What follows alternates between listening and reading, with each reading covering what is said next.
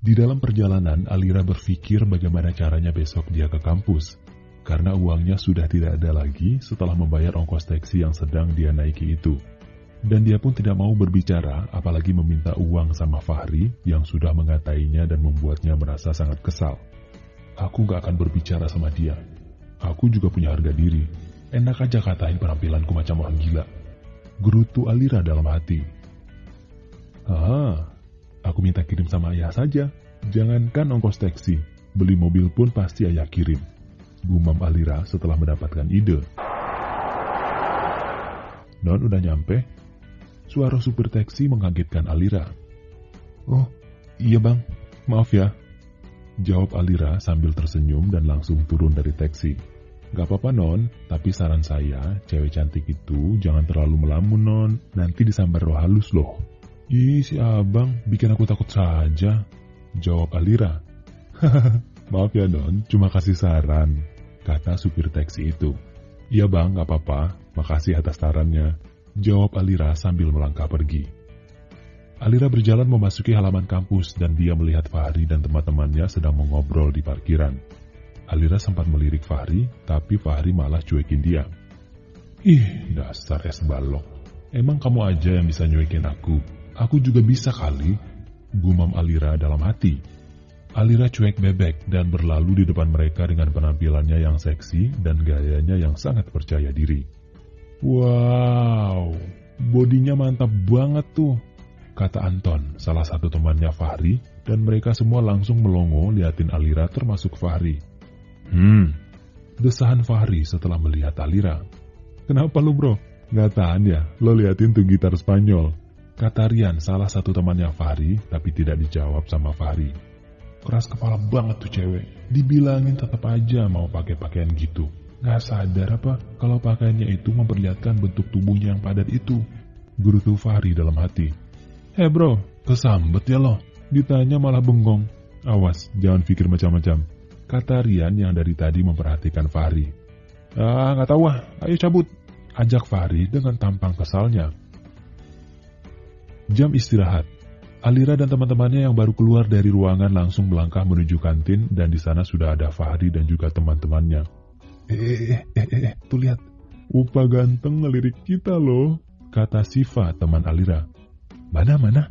Tanya Amel. Astaga Amel itu, kalau nggak lihat makhluk Tuhan yang paling sempurna itu, mata tuh digunakan untuk melihat yang indah-indah seperti itu. Siva berkata sambil menunjuk ke arah Fahri yang sedang fokus sama teman-temannya. Apa sih kalian ini? Buat apa lo bangga dilirik sama es balok itu? Ketus Alira. Aduh Alira, es balok itu sejuk sayang, kata Siva nggak mau kalah karena mereka nggak tahu hubungan Alira dan Fahri. Udah, ayo pesan makan, kata Baim, salah satu cowok sok ganteng di ruangan Alira. Iya ayo, aku juga udah lapar nih, sambung Ara, salah satu temannya Alira. Tapi aku udah gak punya uang, kata Alira sedikit keras dan didengar oleh Fahri karena tempat duduk mereka agak dekat. Serentak tatapan mematikan Fahri tertuju ke Alira dan Alira pun menyadari tatapan Fahri tapi dia tidak mempedulikannya. Ya udah, biar aku yang traktir, jawab Agus, anak satu ruangan Alira yang selalu cari perhatian Alira. Nanti uangmu berkurang loh, jawab Alira dengan genitnya. Aku gak masalah, biar jatuh miskin karena Allah sayang, tambah Agus. Hi, lebay loh, serentak Siva, Amel, dan Ara serang Agus. Aku gak masalah jadi lebay karena Alira, tambah Agus lagi. Sudah, ayo pesan makan dong, rengek Ara yang dari tadi hanya cemberut karena sudah lapar. Lira, mau makan apa kamu?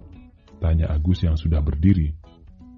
Bakso aja gue, jawab Alira.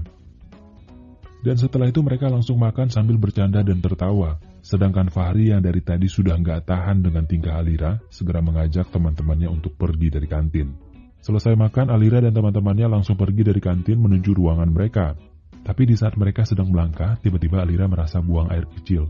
Dan dia langsung menyuruh teman-temannya untuk pergi duluan. Kalian duluan ya, aku mau ke toilet bentar, kata Alira. Mau ditemenin, tawar Agus. Petak, jitakan Siva mendarat di kepala Agus. Jangan gila lo Gus, kata Siva. Aduh Siva, aku kan cuma bercanda, gerutu Agus sambil mengusap-ngusap kepalanya. Bercanda tuh yang wajar, jangan kurang ajar, sambung Amel. Sedangkan Alira dia langsung berlalu meninggalkan teman-temannya yang lagi asik bertengkar karena dia sudah kebelet. Dan di saat dia masuk toilet, tanpa dia sadari sudah ada yang menunggunya di luar. Dan di saat dia keluar, tangannya langsung ditarik oleh Fahri yang sudah memperhatikannya dan mengikutinya sampai ke depan toilet. Fahri menarik tangan Alira dan membawanya ke lorong belakang yang selalu sepi. Apa-apaan sih kamu mas? Lepasin tangan aku, sakit tahu, kata Alira sambil berusaha melepaskan tangan Fahri. Fahri tidak menghiraukan kata-kata Alira sama sekali. Dia malah mempercepat langkahnya sambil mencengkram dan menarik tangan Alira menuju lorong. Lepas mas, sakit, Alira berkata dengan mata yang sudah berkaca-kaca. Dan Fahri pun langsung melepaskan tangannya karena mereka sudah berada di lorong yang sepi. Fahri menatap Alira dengan tatapan yang tidak bisa diartikan dan kemudian berkata, "Kamu pulang jam berapa?" Tanya Fahri tapi tidak direspon sama Alira. "Alira, aku tanya!" teriak Fahri dan membuat Alira takut. "Jam 12, jawab Alira dengan suara bergetar karena sudah menangis. "Tunggu aku di mobil nanti. Ini kunci mobilnya. Buka pintu dan masuk, tunggu aku di dalam mobil," kata Fahri dengan tatapannya yang tajam. Alira yang sudah berlinang air mata hanya menerima kunci mobil dari tangan Fahri tanpa menjawab apa-apa karena dia tidak mau berlama-lama di tempat itu dan dilihat orang. Setelah itu Fahri pergi dan tak lama Alira pun ikut pergi. Alira mencuci mukanya terlebih dahulu di dalam toilet biar gak kelihatan sembab oleh teman-temannya. Dan setelah itu dia langsung melangkah menghampiri teman-temannya. "Kamu ke toilet kok lama banget sih, Lir?" tanya Ara. "Iya, soalnya perutku tiba-tiba sakit," jawab Alira berbohong. "Ah, itu kan Gus, karena kamu kasih makan anak orang gak ikhlas. Jadinya begitu," kata Baim. "Apa sih lo Baim? Aku tuh jangankan kasih makan bakso, minta dilamar Alira juga aku ikhlas," jawab Agus. "Najis lo," sambut Siva. Hahaha. Mereka serempak tertawakan Agus yang sok ganteng itu. Setelah jam pulang, Alira lari buru-buru meninggalkan ruangan dan masuk ke dalam mobil Fahri biar gak dilihat teman-temannya juga yang lain. Dan gak lama Fahri pun menyusul. "Fahri!" panggil Tania, cewek yang kejar-kejar Fahri dari SMA, kebetulan mereka satu ruangan. "Ada apa Tan?" tanya Fahri. "Aku nebeng ya," kata Tania sambil meluk lengan Fahri. Dan Alira gak sengaja lihat mereka dari dalam mobil.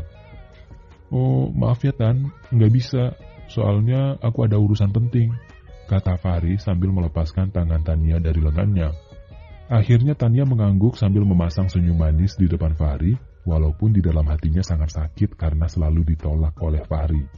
Setelah itu Fahri langsung melangkah masuk ke dalam mobilnya, sedangkan Alira yang berada di sampingnya memilih menatap ke jendela karena dia nggak sudi melihat es balok yang ada di sampingnya itu. Fahri melajukan mobilnya menuju kantornya, dan setelah sampai depan kantor, Fahri segera turun dan berjalan memutar membukakan pintu untuk Alira sambil berkata, "Turun," perintah Fahri. "Kok kita ke kantor sih? Bukannya pulang?" protes Alira. Tanpa menjawab perkataan Alira, Fahri langsung menarik tangan Alira dan membawanya menuju lift. Dan setelah sampai di lantai paling atas tepat di lantai yang terdapat ruangan kerja Fahri, mereka keluar dari lift dengan tampang Fahri yang seperti bom waktu yang mau meledak karena menahan emosi, dan Alira dengan tampang cemberutnya karena sangat kesal. Fahri kembali menarik tangan Alira dan membuat pegawai-pegawai yang ada di situ jadi bingung menatap mereka. "Mas, lepas, lepas. Mas, lepas, lepasin mas," rengek Alira yang sudah mulai berkaca-kaca karena malu diliatin semua orang yang ada di situ. Tapi Fahri tidak peduli, dia tetap menarik tangan Alira dan masuk ruang kerjanya kemudian menyandarkan Alira ke dinding sambil menatap Alira dengan tatapan yang tidak bisa diartikan. "Lepaskan aku mas, mengapa kamu seperti ini padaku?" tanya Alira sedikit berteriak. Fahri yang tambah kesal dengan teriakan Alira barusan kembali menarik tangan Alira dan membawanya menuju kamar ganti atau kamar tempat Fahri beristirahat di kantor yang terdapat di dalam ruang kerjanya itu. Di saat mereka sudah berada di dalam kamar tempat istirahat Fahri itu, Fahri dengan segera langsung menutup pintu dan kembali menarik Alira. Dan tanpa mereka sadari, rok Alira terjepit pintu sehingga membuatnya robek sampai ke pangkal paha Alira. Melihat roknya robek, Alira langsung berteriak dan menangis. Dan hal itu membuat Fahri makin kesal dan segera menarik roknya dari jepitan pintu kemudian mendorongnya ke arah tempat tidur. Fahri dengan amarahnya mendorong Alira ke atas tempat tidur sampai membuat paha Alira sedikit terlihat. Dan itu membuat Fahri tambah emosi dengan rok yang Alira pakai karena rok itu terlalu ketat dan pendek. "Mas!" teriakan Alira sambil menangis. Alira cuma bisa menangis dan mencoba menutupi pahanya dengan selimut yang ada di situ. "Kenapa ditutup, ha? Kamu malu sama aku, ha?" teriak Fahri. "Kamu tuh semestinya malu mengenakan pakaian kayak gini di depan umum. Kenapa di depan aku sendiri baru kamu malu, ha?" Dengan kesal Fahri berkata-kata, "Aku tuh suami kamu yang berhak atas semua yang kamu miliki. Kamu harus tahu itu." Tambah Fahri dengan nada yang kesal. "Tapi jangan kamu berpikir aku kayak gini karena aku cemburu. Aku gak ada rasa apapun sama kamu, karena pernikahan kita hanya atas dasar perjodohan orang tua." Tambah Fahri. "Terus, aku harus gimana?" tanya Alira. "Apa aku harus nahan lapar karena gak ada uang? Atau aku harus mengemis di jalanan biar bisa makan, ha?" teriak Alira yang membuat Fahri geram dan mengangkat tangan hampir berbuat kasar. "Apa? Kamu mau pukul aku? Coba kalau kamu berani," tantang Alira dengan nada kesalnya. "Ayo pukul aku, biar sempurna kamu menjadi suami yang kejam. Ayo pukul," kata Alira sambil menarik sebelah kerah Fahri. Karena tidak sanggup menahan emosi dan tidak sanggup berbuat kasar kepada Alira, membuat Fahri segera berbalik hendak pergi. Dan tiba-tiba dia kaget karena semua kancing kemejanya sudah terhambur di atas lantai karena ditarik oleh Alira yang masih memegang sebelah kerahnya.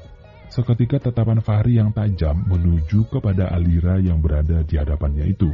Dan Alira yang ditatap langsung takut karena dia juga tidak bermaksud membuat semua kancing baju Fahri terlepas. Dengan kesalnya, Fahri melepaskan tangan Alira yang masih memegang bajunya, kemudian dia melangkah keluar dengan nafas yang tidak teratur karena